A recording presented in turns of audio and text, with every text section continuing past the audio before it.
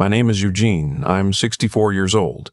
On the day of my daughter's wedding rehearsal dinner, my son-in-law's mother looked me dead in the eye across a table of white linen and crystal and said, "He doesn't really fit the image we're going for, does he?" She was talking about me. I was sitting right there. I set my water glass down slowly, looked at my daughter and said, "Then maybe I'll sit this one out." What happened in the next 24 hours changed everything. But I need you to understand what kind of man I am before I tell you the rest. I spent 38 years driving a school bus in Macon, Georgia. Not the glamorous kind of work people write songs about. You show up at 5:45 in the morning when it's still dark. You scrape frost off the windshield in December. You learn every child's name, every stop, every parent who needs a wave to know their kid made it on safe. I knew which kids hadn't eaten breakfast by the way they sat. I kept granola bars in the glove box for 38 years. Never once told their parents. Just made sure nobody went hungry on my watch. My wife, June, passed 11 years ago. Breast cancer, caught too late. She was the kind of woman who ironed her dish towels and sang in the church choir and could stretch a grocery budget further than anyone I'd ever met. We raised our daughter, Nina, in a 3-bedroom house on Birchwood Lane with a chain-link fence and a dogwood tree in the front yard that bloomed pink every April without fail. We didn't have much, but Nina never felt that. June made sure of it. After June passed, it was just the two of us. Nina was 22. She finished her nursing degree while I drove my routes and kept the house and made her mother's biscuit recipe every Sunday morning so the smell would still be there when she came downstairs. That's the only thing I knew how to give her that still had June in it. When Nina met Preston, I tried to like him. I did. He was polite enough when it was just the three of us. But his family was a different matter. His mother, Constance, ran a real estate development company in Savannah.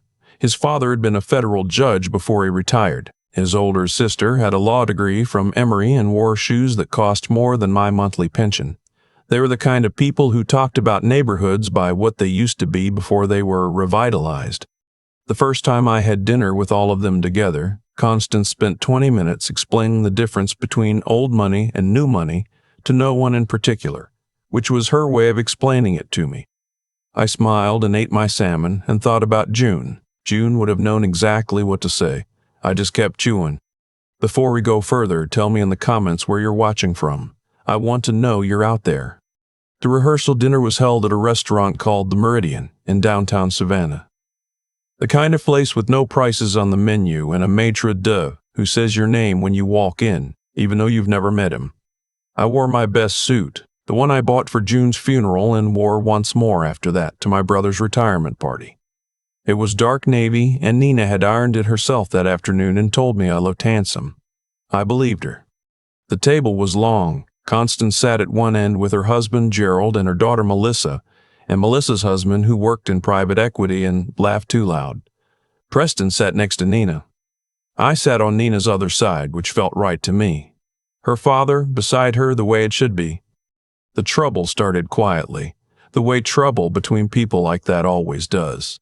First, it was Constance, redirecting a question I asked about the wedding ceremony. Not rudely, exactly, just smoothly, the way you'd switch a radio station. Then Gerald made a comment about the labor shortage. That was clearly not about labor in general. Then Melissa's husband asked me how I was keeping busy in retirement, with the particular tone people use when they want to make your life sound like a hobby. I answered them all, calmly. I told them I volunteered twice a week at the middle school helping kids with reading. I told them I was restoring a 1971 Chevelle in my garage, the same one I'd bought as a wreck for $800 20 years ago. I told them June and I had planned to finish it together, and now I was finishing it anyway, because some things you carry through to the end, regardless. Melissa's husband made a small sound, not quite a laugh, just a breath with a shake to it. Then Constance said it. She was talking to Gerald, but she didn't lower her voice. She said, "He doesn't really fit the image we're going for, does he?" The table went quiet the way rooms do when something true and terrible has just been said out loud. I looked at Nina. Her face had gone the color of chalk. She was gripping her fork. Preston was staring at his plate like it contained a map to somewhere else. I set my water glass down on the tablecloth, made a soft sound. I looked at Constance and said, "Then maybe I'll sit this one out." She blinked. I didn't mean. I know what you meant, I said. And I stood up, kissed Nina on the top of her head, the way I had since she was 6 years old, nodded to the rest of the table, and walked out of the Meridian into the warm Savannah night. I drove back to the hotel alone, didn't call anyone. Sat on the edge of the bed in my Navy suit and looked at my hands for a long time. Bus driver's hands. Thick knuckles. A scar on my right thumb from a fan belt when Nina was in middle school. June used to hold those hands across the center console on long drives and say they were the most honest hands she'd ever known. I called Nina at 9:47. She answered on the first ring. Daddy. I'm okay, sweetheart. I'm so sorry. She had no right. Nina, I kept my voice even. Is the wedding still happening tomorrow? A pause. Yes. Then that's what matters. You go get some rest. Daddy, you're still walking me down the aisle. That's not a question. I know, I said. I'll be there. I hung up before she could hear what was in my voice. I'm 64 years old. I drove the same routes for 38 years. I buried my wife with steady hands. I do not fall apart easy, but a man can be solid his whole life and still feel a crack when it comes from a direction he wasn't guarding. I sat there a long time. The air conditioner hummed. A car passed on the street below, and somewhere in the quiet of that hotel room, something settled in me. Not anger, something colder and cleaner than that. A decision. I picked up my phone and called my old friend Louis. Louis was my best man when June and I got married 40 years ago. He's been retired from the Postal Service for 6 years, but he still gets up at 5 a.m. out of habit, and he picks up the phone at any hour without complaining. Louis, I said, I need your help with something. He didn't ask a lot of questions. That's why we've been friends for 40 years. The wedding was at 4 o'clock at a historic chapel on Abercorn Street. The kind of place with thick stone walls and old wooden pews and light that comes through the stained glass at a slant in the afternoon and turns everything gold. Nina had wanted to get married there since she was a little girl. June had taken her to a wedding there when she was 7. Nina still talked about the light. I arrived early, the way I always do. You don't drive a school bus for 38 years without respecting the schedule. I wore the same Navy suit Nina had ironed. I had June's small cameo brooch in my breast pocket, the one she wore on our wedding day because Nina had asked me to carry something of her mother's. Constance and Gerald arrived with Melissa and her husband. Constance was in a pale blue dress that probably cost more than my monthly Social Security. She looked at me when she entered the vestibule, and I nodded once, and she looked away. Louis was already there, sitting in the second pew on the left. He gave me a slow nod when I caught his eye. The ceremony was everything Nina deserved. The light through the stained glass was exactly what she remembered. She walked toward Preston with her eyes bright and her chin up, the way June used to walk into a room she'd never been in before, like she already belonged there. I kept my hand steady on her arm. I thought about June the entire way down that aisle, and I am not ashamed of it. When the pastor asked who gives this woman, I said, her mother, and I do. Because June was there. She was always going to be there. The reception was at a ballroom venue on River Street. Candlelight, a string quartet for the cocktail hour, dinner tables with floral arrangements that Nina had spent 3 months choosing. It was beautiful. Nina had worked hard on every detail, and it showed. The seating arrangement put me at table 5, 2 tables back from the family head table.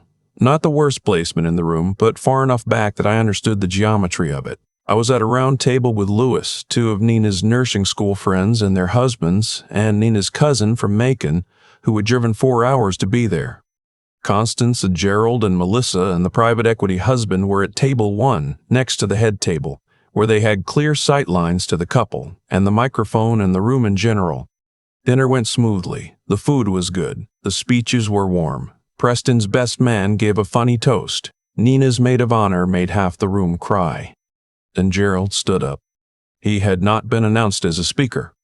But Gerald was the kind of man who assumed the microphone was always available to him. He tapped his glass, cleared his throat, and picked up a prepared index card from his jacket pocket. He talked about Preston's accomplishments, his MBA, his firm, the condo they'd helped the couple buy in Buckhead. He talked about the family name and legacy and what it meant to him that Preston had chosen wisely. He did not mention Nina's name until the fourth paragraph. He did not mention me at all. I sat at table 5 and listened and kept my face still. Lewis caught my eye once. I gave him the smallest nod. When Gerald finished and sat back down to applause from table 1, the MC asked if anyone else had words for the couple. I stood up. Lewis was already moving toward the small AV table in the back corner of the room. We had talked about this the night before for 2 hours. He knew exactly what to do. I walked to the microphone. Nina looked up at me from the head table with wide eyes. I gave her a small smile, the one that meant I've got you, which she had known since she was 4 years old. I said, "My name is Eugene. I drove a school bus in Macon, Georgia for 38 years. I want to talk about my daughter." The room settled. "Nina was born on a Tuesday morning in February," I said. "It was the coldest week of the year, and our furnace had gone out the night before. I drove to the hospital in a borrowed coat. When the nurse put her in my arms, she looked up at me like she'd been waiting for me specifically. I've been trying to be worth that look ever since." A few people smiled. I kept going. "Her mother, June, was the finest woman I've ever known. She passed 11 years ago, and not a day goes by that I don't think about what she would say, what she would do, how she would handle whatever's in front of me. Tonight, I know exactly what she'd say. She'd say, 'Nina, you look like light through colored glass.' She'd say that, and she'd mean it literally, because Nina has been light in every room she's walked into since the day she was born." Nina was crying. Preston had taken her hand. "Nina chose this man," I said, nodding toward Preston, "and I will trust her judgment because I raised her with good judgment. I will tell you what I know about my daughter. She got up at 6 in the morning and put herself through nursing school while I worked my routes, and we ate off the same 4 plates we'd had since 1987. She has held the hands of patients in their last hours and come home and made dinner and not said a word about it because she didn't want to bring that weight into the house. She has called me every Sunday for 11 years without missing one because she knew it was the loneliest day of my week." The room was very quiet now. "I don't know much about legacy," I said. "I don't know about family names or firm partnerships or condominiums. But I know what it looks like when someone has been raised with love and shown up anyway when the love wasn't enough to cover everything. Nina has been doing that her whole life. She gets it from her mother." I paused. I looked at the room. Then I said, "One more thing." Lewis had been ready. On the screen behind me, which had been showing wedding photos during dinner, a new image appeared. It was a photograph I had found in June's keepsakes box the night before, after I had called Lewis. A photograph of Nina at age 7 sitting in the passenger seat of the school bus I drove, wearing my uniform hat tilted sideways on her head, grinning with a missing front tooth. She had ridden my route with me once on a summer day when the daycare was closed. She had waved to every single child who got on the bus. She had told me it was the best day of her whole life. The room exhaled. Then Lewis put up the second image. It was a note written in June's handwriting on the yellow legal pad paper she always used. I had found it in the same box, folded into quarters with Nina's name on the front. It was the note June had written to Nina when she found out the cancer wasn't going to go the way they'd hoped. I had kept it for 11 years because Nina had asked me to hold it until the day she got married. The note said in June's careful cursive, "Nina, my love, you are always the best thing I ever did. Be kind to the people who can't give you anything back. That's the whole secret. I'll be watching. Love, Mama." I did not read it aloud. It was on the screen long enough for people to read it themselves. That was enough. Constance was sitting very still at table 1. I said, "Thank you for letting me share that. Congratulations to my daughter and her husband. June would have loved this night." I walked back to table 5. Lewis was already there. He put his hand on my shoulder and didn't say anything, which is the right thing to do. The room was slow to come back to itself. The string quartet started again eventually. People moved toward the dessert table. The MC said something warm and moved the evening forward. But the shape of the room had changed. I could feel it. 3 different people stopped at table 5 before the night was over.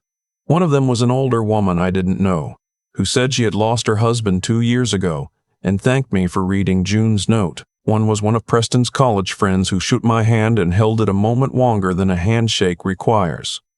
One was Melissa, who came alone without her husband and stood at the edge of the table and looked at me and said quietly, "My mother was wrong.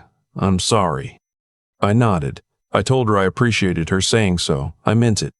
Constance did not come over. Gerald did not come over. That was fine. Some lessons take longer than one evening, and some people never get there at all. And after 38 years of driving a school bus, I had made my peace with the fact that you can only control what's on your side of the windshield. Around 9:30, Nina found me at the edge of the dance floor. Her dress caught the candlelight. She looked like her mother in a way that still catches me off guard after all these years. She said, "Daddy." I said, "You look like light through colored glass. Your mother would have said that." She put her arms around me and held on the way she used to when she was small enough to be carried, and I held her back and neither of us said anything for a long time. She pulled back and looked at me. "The note," she said. "Mama's note. I've been thinking about it for 11 years. "I know. Be kind to people who can't give you anything back," she said softly. "That's the whole secret." "That's the whole secret," I agreed. She wiped her eyes and laughed a little. "You planned the whole thing, didn't you, with Louis?" "I just wanted you to have your mother there," I said. "That was all." She looked at me the way she looked at me from the hospital bassinet 64 years less than her lifetime ago. That particular look, the one I had been trying to be worth ever since. "You did," she said. "She was there." Preston and Nina honeymooned in Portugal. When they got back, we had dinner at their apartment, the four of us, just family. Constance was different.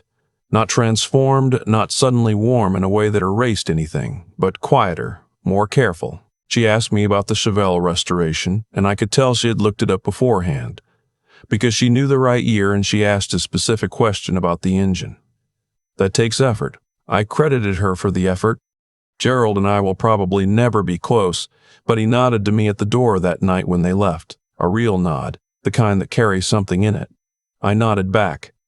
Louis and I finished the Chevelle 6 months later, cherry red. Runs perfect. We drove it down to Macon on a Saturday morning just to drive it, windows down, through the old neighborhood, past the school where I ran my first route, past Birchwood Lane, past the dogwood tree that still comes up pink every April. I have learned some things at 64 that I wish I had known at 30. I know that a room full of the right people is worth more than a room full of impressive ones. I know that a person's value is not in their address or their title or their investment portfolio. I know that the most important thing you can do at a dinner table is make sure the people around you feel seen. June taught me that.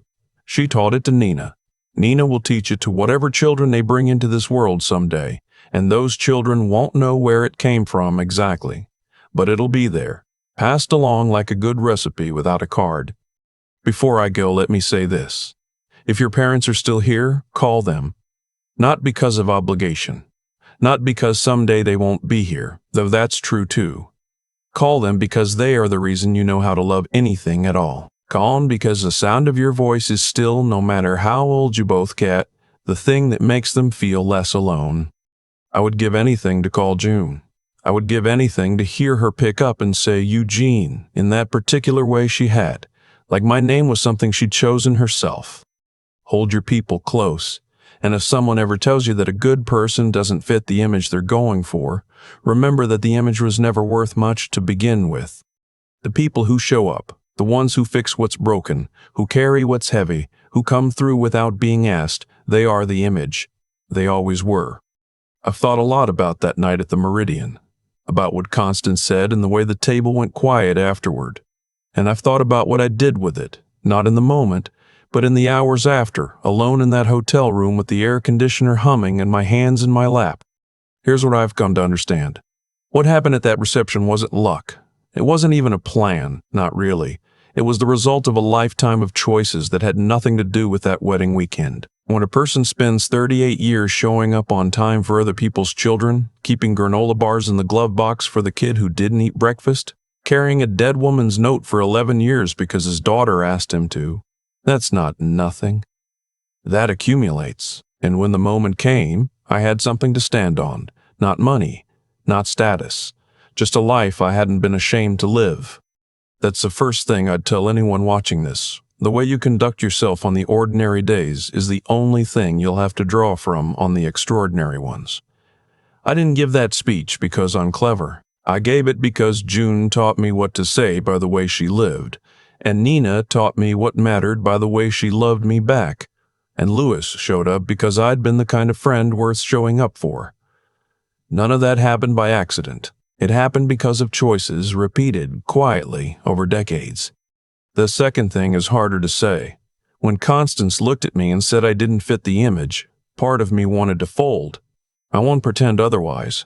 I'm 64 years old and I've been underestimated my whole life in rooms with better furniture than mine. There was a version of that night where I went back to the hotel and stayed there, where I let the discomfort make the decision for me. I've done that before, in earlier years, and I've regretted every one of those moments. What I've learned, slowly, at a cost, is that dignity doesn't come from being welcomed into a room. It comes from knowing what you carry when you walk in. I carried June's note in my jacket pocket. I carried 38 years of honest work. I carried the way Nina looked at me from the bassinet the day she was born. Nobody in that restaurant could take any of that. And the third thing, maybe the most important, I didn't stand up at that reception to humiliate anyone. I stood up because Nina deserved to have her mother there, and I was the only one left who could do that. The fact that it also rearranged some things in that room, that was consequence, not intention. When you do the right thing cleanly, without performance, the truth has a way of landing on its own. I didn't need to say a word about Constance. I just needed to say the right words about Nina and June. The room did the rest. Melissa came over to apologize that night. I believe she meant it. Constance will take longer if she gets there at all. I'm not owed an outcome. I'm only responsible for what I put into the room. Nina called me every Sunday before I told that story. She'll call me every Sunday after. That's the whole thing right there. You don't need the room to understand your value. You just need one person across a phone line on a Sunday morning who calls because they want to hear your voice. That's worth more than every piece of good china I've never owned.